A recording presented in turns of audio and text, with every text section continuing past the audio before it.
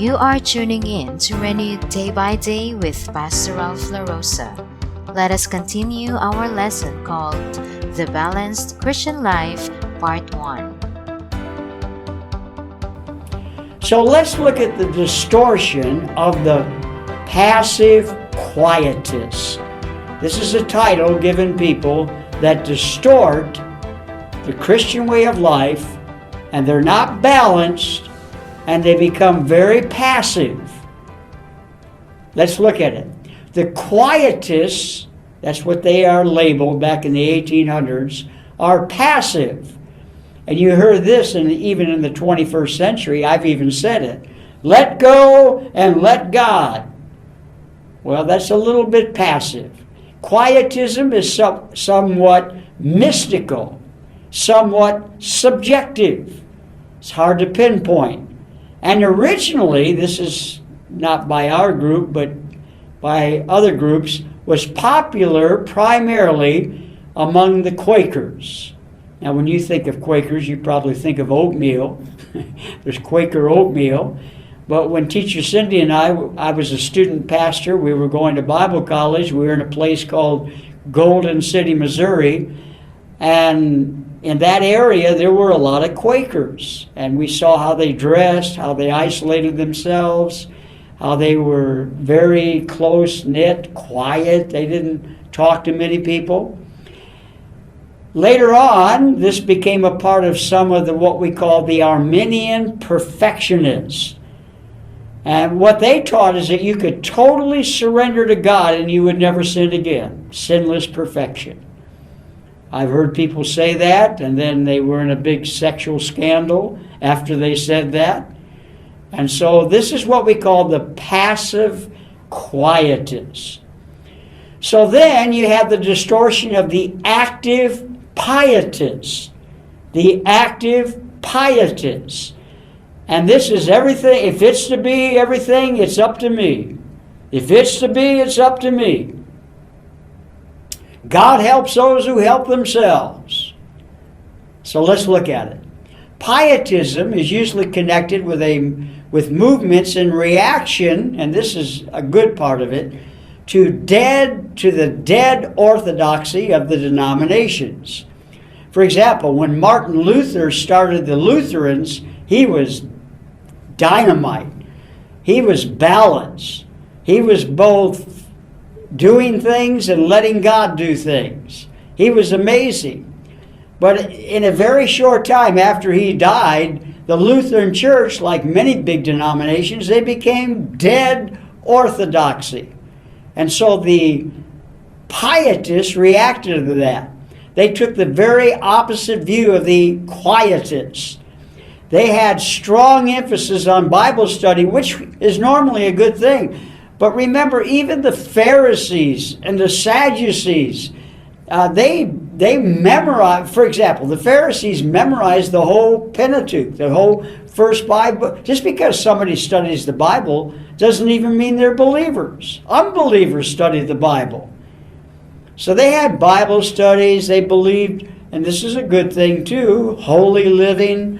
They had this overt Christianity. They were very strong on spiritual exercise, having someone always follow you around, self-discipline, which is a good thing.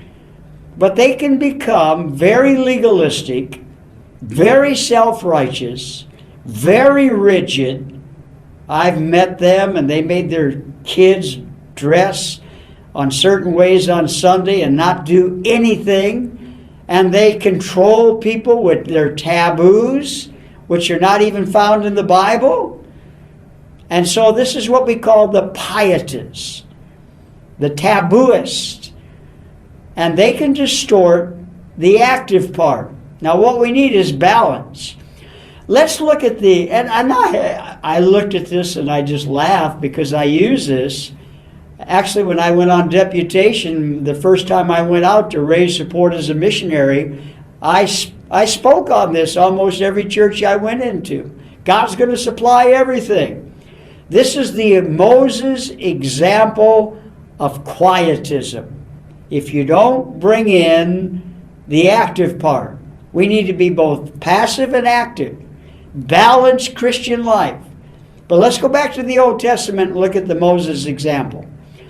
This is one of the most famous passages of the Exodus generation when they're leaving Egypt. They are trapped.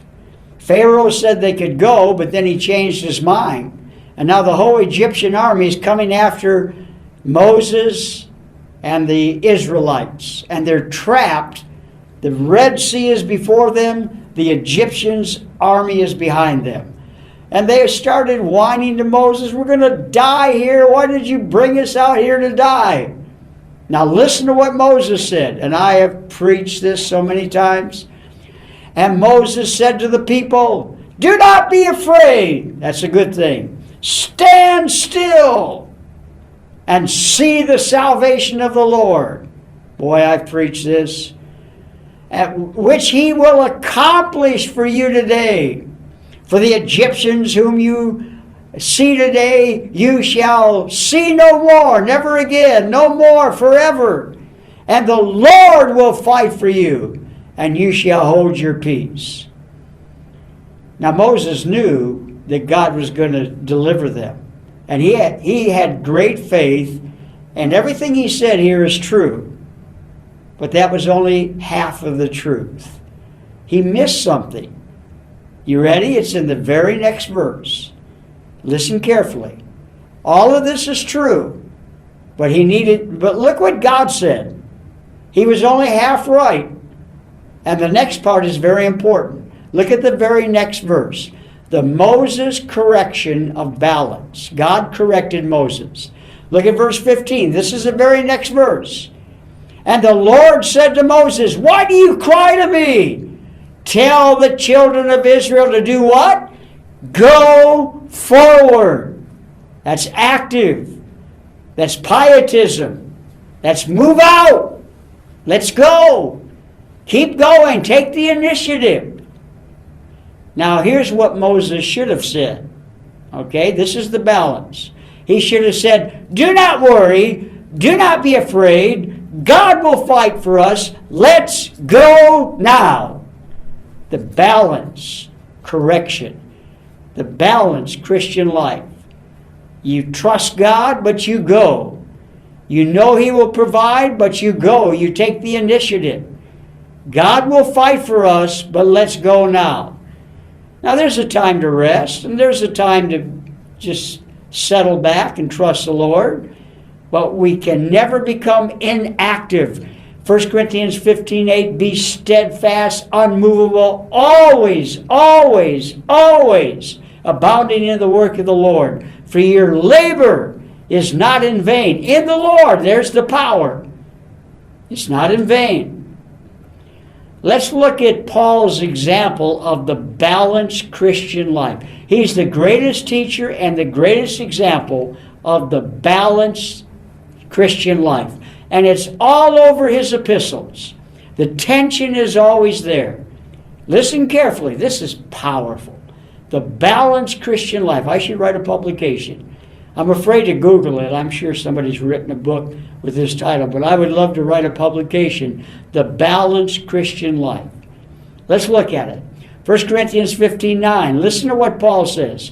For I am the least of the apostles, who am not fit to be called an apostle.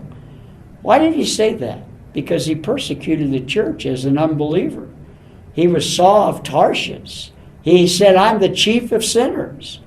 So watch what he says now. Watch the balance. Listen carefully.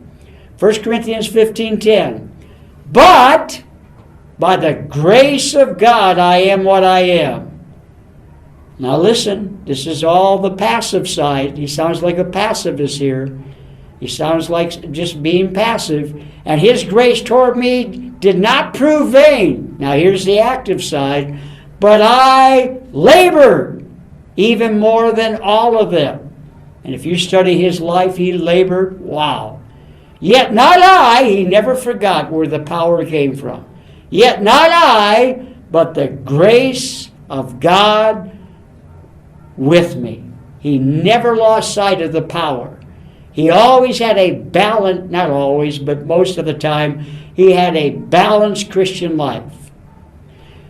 Both sides of this unbalance, the distortions, whether they're pietist or whether they're the quietists or the pietists, whether they're passive or they're active, they like all of them like Galatians 2:20.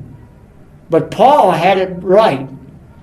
So if you look at Galatians 2:20, it says, I am crucified with Christ. And many of the pietists, many of the quietists, the passive ones, they write books like The Crucified Life, Life on the Higher Plane, Total Surrender. You got to crucify yourself. You got to die to self. All of these things. But listen to, and they like Galatians 2:20 because it says, I am crucified with Christ. But they forget the next part. Nevertheless, I live. And then the activists laugh. But then Paul said, yet not I, but Christ lives in me. And then you go back to the other side. The life I now live in the flesh. That's Paul. I live by faith in the Son of God. That's the power who loved me and gave himself for me. Thank you for watching Renewed Day by Day with Pastor Ralph LaRosa. Stay tuned to our channel for our lesson this week called The Balanced Christian Life, Part 1. God bless you and stay healthy.